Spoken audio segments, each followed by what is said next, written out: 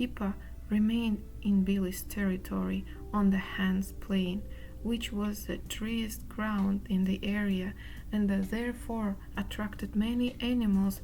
One we found her stalking a herd of 26 oryx with a small calf. Another time she tried her luck at stalking a ground fawn, but in both cases she was chased off by the mothers.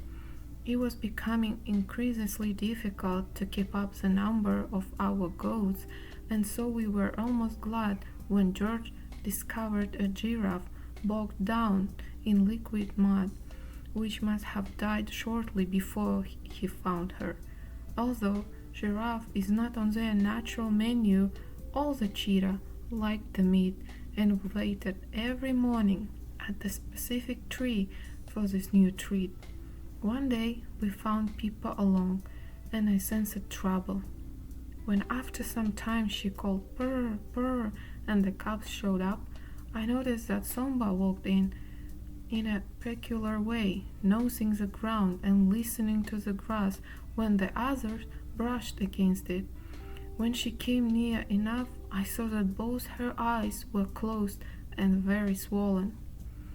The underlids were darkly discolored, and the eyes were covered by a fleshy mucus reminiscent of a nictitating membrane, except for a tiny spot at the outer corner of the right one. Poor Somba walked like the blind, following scent and sound. Since I could see no other injury, I assumed that a cobra had spat into her eyes. I gave her as much meat as I could hold, which she took willingly from my hand. Later, she even tried to join the other cubs in their games, but soon lay down with both eyes closed. As if to make things still more complicated, I now spotted Mbili a few hundred yards away along the road. Luckily, a few moments later, a Land Rover approached and Billy vanished. Recognizing the warden, I signaled him to stop and told him of poor Somba's mishap. He suggested passing her eyes with a weak solution of permanganate which I had at the camp. So we walked home to get it, and when we returned at tea time, we saw the spoor of Billy near mile 5. Relieved that she was now about 2 miles from Pippa, we continued to the Heinz Plain, and here we found the family where we had left them. I had brought a fair amount of the solution and cotton wool, prepared to spill most of it in the attempt to treat Somba. As soon as I came near her, she turned into a raging fury, striking blindly at me, so I waited until she was occupied drinking milk. Then I quickly dabbed the soaked cotton wool on her eyes. The permanganate ran all down her face. During the next 4 days, I repeated this as soon as often I had the chance. By then her eyes were almost normal, and little by little she could started seeing. At least I could judge by her defense that she was fit again, and I was very glad that the tranquilizer and airbag that I had brought to carry her to my camp in case I might have treat her inside the reinforced enclosure never had to be used. I had a great deal of sympathy for Somba, but this did not go far as wanting to share her experience with the cobra. This very nearly happened when I asked Local to repair the wooden board which covered the bathroom annex of my sleeping hut. He returned very quickly, showing me a milky substance sprayed over his shin, the venom of a speeding cobra. He had found her fin lifting up the floorboard in the second it took him to let the board fall back on her. She spat. Luckily, from her precarious position, she missed his eyes, but the skin on which the venom landed must have been very damaged. So now we needed to treat him as well. We now approached the board most cautiously, and sure enough, in the dim light beneath I saw a grey cobra as thick as my arm, coiled in a solid heap. I hesitated to pull her out, since I had nothing with which to kill such a large snake, and she might charge and strike, so we decided to walk over to the warden and ask for his help. We had not gone far when he drove up in his four-wheel drive Volvo, the only vehicle powerful enough to use on these muddy roads. It was surprising that Cobra had not moved away since local had discovered her and slammed the wooden board on her. She was still there in the same place when the warden fired his rifle into the heap of coiled cobra. It was a monster, 7 feet and 4 inches long, the longest speeding cobra, whose measurements have been authentically recorded, was over 9 feet. However, this one was good enough for me not to want to share the bathroom with it, and by the many depressions we found beneath the board she must have desired there for some time. Another reptile that shared my bedroom was a female agama, a foot long and dull brown, shabby compared to the male's striking turquoise-colored body and bright orange head. Several of these harmless lizards lived in my camp, and this particular female almost developed into a pet and slept for many weeks in the groove below the door bolt. She never minded if I touched her when I used the bolt. Side by side with the agamas lived the little geckos who used the palm log walls as nurseries and laid their eggs inside convenient holes where they were safe from rain and enemies. These harmless creatures were very tame, especially after dark when I turned on the gas lamp, which attracted many insects. They wanted to ambush and catch the insect after one another with lightning speed, never getting so close to the hot lamp as it burned themselves. While writing about cold-blooded creatures, I must record that I never realized how useful frogs could be to predators until I watched Pippa. One morning, when she had been 2 weeks on the Hans Plains, she and I were listening attentively to the croaking of the frogs along the Laga, a few hundred yards away, when suddenly the choir stopped. Pippa called, "Purr, purr," and instantly the family was off. Later, we found the fresh spoor of lion leading towards the Laga. The lion had obviously upset the frogs who, by their sudden silence, had warned Pippa of danger. By now, the weather had improved, and Pippa found an ideal terminalia tree within a mile of the Mulika, which she chose as our place. Whenever we arrived and called, it did not take long for the family to appear if they were hungry. Twice they did not turn up, but following circling vultures, we were guided to Pippa, who had just killed a young ram. On both occasions, we found her sitting at a short distance, watching her cubs playing in a carcass for so long that I was sure she wanted them to learn how to open it up. Somba was very defending the kill and frightening Tiny off, so there was only Big Boy left, who finally got the idea and, chewing off the tail, thus found an opening through which to tear out the intestines. Only then did Pippa join in the meal. It was Christmas again, and it coincided with the presence of fledgling of the 5th generation of wild tails inside my studio hut. These friendly swallows trusted me absolutely and did not mind my frequent movements right below the nest which they had built against the rafters. Within 5 feet of it, I had secured a stick for them to perch on. On this the parent birds were now sitting, calling their chick to leave the nest. But the fledgling did not dare to venture beyond the rim and, balancing unsteadily, seemed to be terrified to move. However, courageously the parents chirped. Finally, they flew out of the hut, thus trying to tempt the chick into following, and sure enough to take a great look to their little bird. Instantly the parents reappeared and sat to the right and to the left of their frightened offspring. chirping most excitedly. And this happened not more than 2 yards away from where I was writing letters. I love this happy family, who had now lived for 2 years with us and obviously accepted us as harmless. After this successful experiment, I prepared our Christmas tree. I had selected a small balanites tree. On its long thorns I hung up an international assortment of Christmas decorations which I had collected over our camping years, many of which had been sent by friends from all over the world. With the addition of tinsel, the tree finally looked rather attractive. This year I had a special surprise for my staff, a Swahili version of the color Silent Night, Holy Night. The Australian Embassy had presented me with a record of this carol, which they had had translated for the Africans to celebrate the 150th anniversary of the composition of this famous Austrian carol.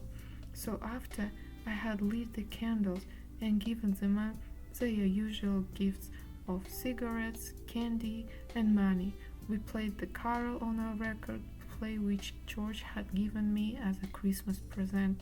It was most touching to watch the men listening, their eyes getting bigger and softer as they were moved by the music. For me, a born Austrian, it meant a great deal to see the effect it had on these three primitive Africans out in the bush. I had often wondered whether if one were to play Silent Night, Holy Night before troops, all tensed up by fear and terror before going into battle, the magic of a tune might perhaps at this very last moment prevent man from killing man. It was the first time for many years that George and I had been alone on Christmas Eve, and after the candles had burned down, we sat in the dark, looking at the myriads of sparkling stars and listening to the meaningful stillness around us.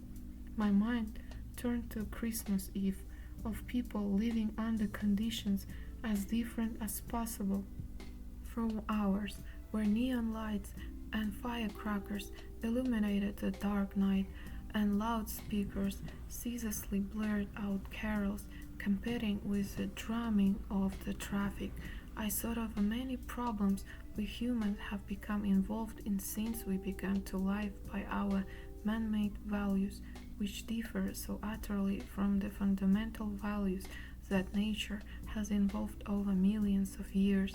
How could a city dweller trapped in air-conditioned rooms between chums of concrete skyscrapers, where fresh air and privacy have become the greatest luxuries, understand values which are based on a cooperation of all living things ecology? If he bases his need for security on his bank account, aims for symbolic status with material possessions, and invents synthetic substitutes for food and medicines, how he can still know the timeless laws of nature which have kept life pulsing on our planet for far longer than we can grasp? If he overvalues his ego and uses his superior intellect to destroy, can he believe that we are only a small part of living matter, created for maintaining the balance of nature?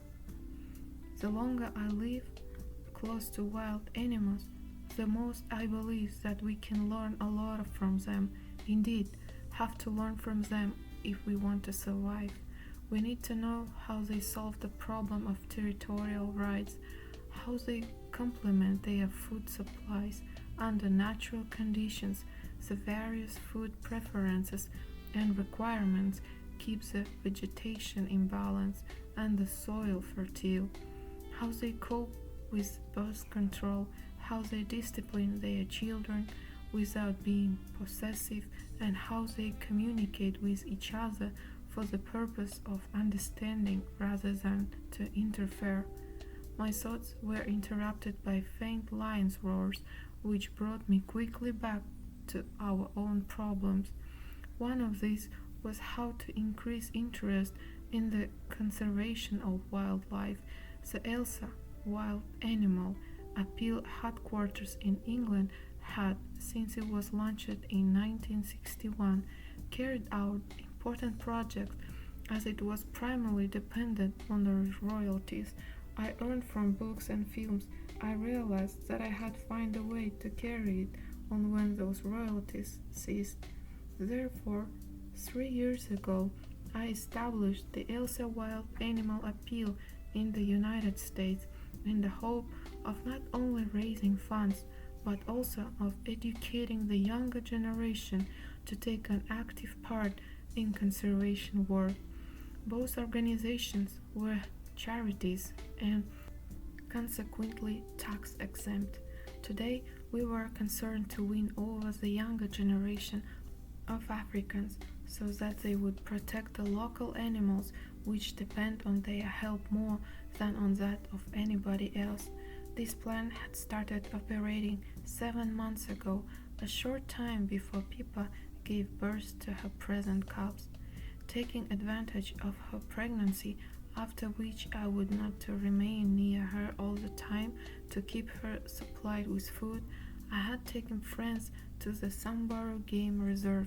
There I met a group of African students who had won a prize for writing essays on wildlife. The prize was a free visit to this park. At the request of the warden, I gave an informal talk to the group, after which they volunteered to start a wildlife club for Africans. Since then, these students had visited my camp with their teachers to discuss further developments of their plans. In consequence, a seminar lasting 3 days was organized with the result that the government agreed to sponsor the initiation of Kenya Wildlife Club, while the African Wildlife Leadership Foundation, the East African Wildlife Society, and the ELSA Appeal would share the cost of the club's administration. We were very glad to help in financing this worthy cause, especially as it had been generated entirely by Africans who wanted to involve schools and youth organizations in helping to preserve wild animals. Now we had to see that they kept up with their enthusiasm. This was all very good, but my immediate duty was to learn more about wild animals while I had such unique opportunities for doing this. The day after I returned, we found the family in drizzling rain on the plain near Mile 5. Pippa was very nervous and craned her neck continuously to look above the high grass. Unfortunately, the ground was much too wet for finding spoor which might have explained the cause of her anxiety. The following morning she was again extremely irritable, and after gulping down the meat, took her cubs far off into the plain. Soon afterward, we found the spoor of 2 lions on the road. Suddenly, I had an uncanny feeling of being watched, and the next moment, Local gripped me by the shoulder, whispering that there were 2 lions in a bush right by the road. The moment we stopped, they got up and looked at us. I recognized Boy and Suswa, 2 lions belonging to George Pride. They now moved slowly off in the opposite direction from that which Pippa had taken. They must have found it difficult to hunt in a wet weather around the Mugbongo swamp, which had been their home for 2 years, and were obviously looking for a new hunting fields. Their presence made it very difficult for us to search for Pippa, because they not only knew my hooting signal, which I also used when visiting George, but might be attracted by the scent of the meat we carried for the cheetah and follow us to her. On our return to camp, we learned that Ugas had called during our absence. Luckily, he had left his 2 companions, a wild lion and lioness, at a short distance while he inspected our huts. Now I could fully understand Pippa's apprehension when finding herself surrounded by so many lions, but because of her still marshy state of the plains adjoining her present domain, she had no choice but to remain within the limited area we had recently found her. Poor Pippa. Next morning, she was still close to where we had left her and still tense, so obviously some lion was still around. After we had fed the family, we followed them to a small termite hill from which they could look around, but where they could also be seen. Leaving them there, we moved on for about 100 yards when suddenly a lion's head rose from a high grass not more than 10 yards from us. Terrified, I stopped until I recognized Ugas. He looked at me with his one eye, as if it was the most natural thing for us to meet here, and after a few minutes sank back again into the grass. Only then did I feel my heart begin to beat again. Although we now knew the exact spot where Ugas was, we could note nothing which might betray the presence of such a large animal. Hoping that his belly was too full for him to be interested in cheetah cubs, we led our family 500 yards away, which was as far as they would move. Next morning, heavy fog enveloped in the park. It was so thick that we could not see her further than a few yards. I had never experienced such fog in all 10 years I had been camping here on and off, and only hoped that Pippa was all right. My worries increased when we saw cheetah and lions pour together on the road leading to the Hans Lager. There we found the family, complete and happy, on a termite hill close to the road, where recently a labor gang had dug deep ditches to drain off the water. These ditches were connected by a cement culvert laid 3 feet underground beneath the road. As soon as the mist cleared up, the culvert became the cubs' playground.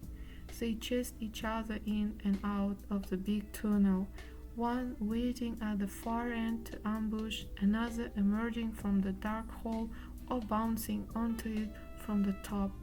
They had heavenly fun. I was surprised to watch this new game, so contrary to cheetah nature, for they always make sure of a safe retreat. Perhaps the cubs were so relaxed because they knew that Pippa was sitting close by, and while they were trapped inside the long culvert, would watch out for any possible danger. When they tired of a tunnel game, they moved on to the piles of gravel which lined the road nearby. Jumping up the loose gravel was not too easy, and the cubs often rolled back before reaching the top. But once one of them was the king of the gravel pile, it defended its position savagely, as its rival dared to undermine it or pull it off by the tail. Those stacks were also ground for playing hide and seek, in which Pippa often joined. It was most amusing to watch the family careering at incredible speed between these stacks until all were exhausted and rested panting under a large terminalia tree, which grew most conveniently right by the road and provided not only shade but also a good lookout from its lower branches. I settled myself close to Pippa and, stroking her silky fur, listened to her purring.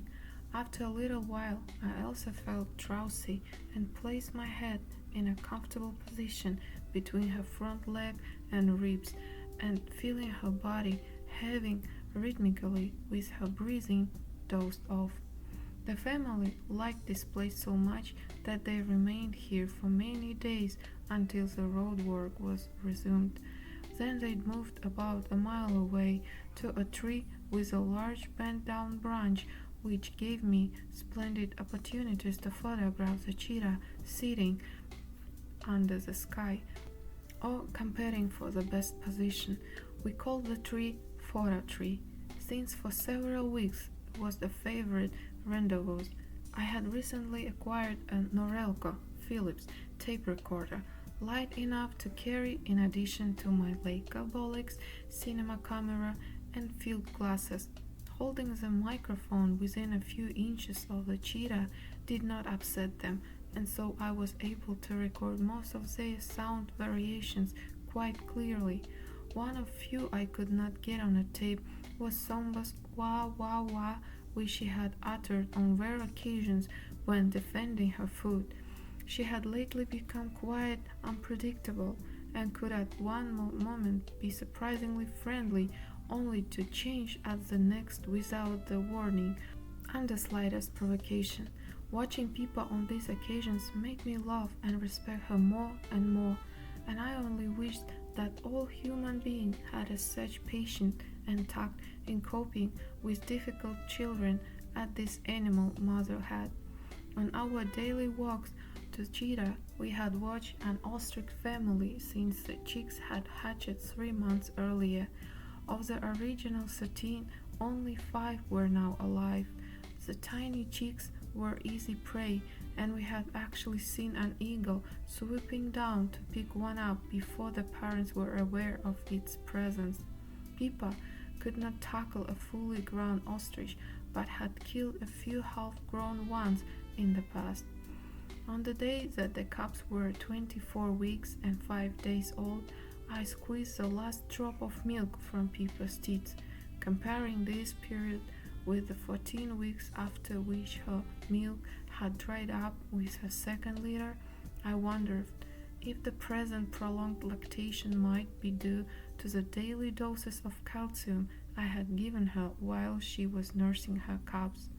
Up to now, I had adhered to my rule of not letting strangers come near the cheetah, however lonely I might feel deprived of all human company. During the tourist season, it was trying to watch the cars bypassing my camp because the word had gone around that I was no cooperative.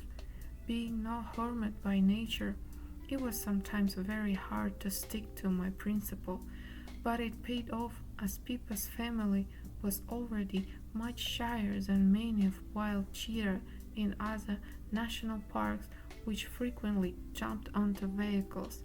Of course, I could not prevent visitors stopping their cars to watch the family if they spotted them in a bush, for they came here to see the animals, but it made all the difference if I were there to introduce the strangers to the cheetah, and thus encourage them to accept them as part of our family. As long as I reserved this privilege to local, Stanley, and myself, there would be no danger of spoiling their wild instincts once we withdrew. But now, 3 times within a fortnight, I was confronted with the need to break my rule, which after careful consideration, I felt justified in doing it. The first occasion was when Frank Minot visited the park. He had originally helped me to adopt Pippa, and as he had not seen her since she had given birth to her cubs, I took him to the family, whom he watched from the inside his car. So also did Lady William Percy, who had shown great interest in Elsa and Pippa since they had entered my life.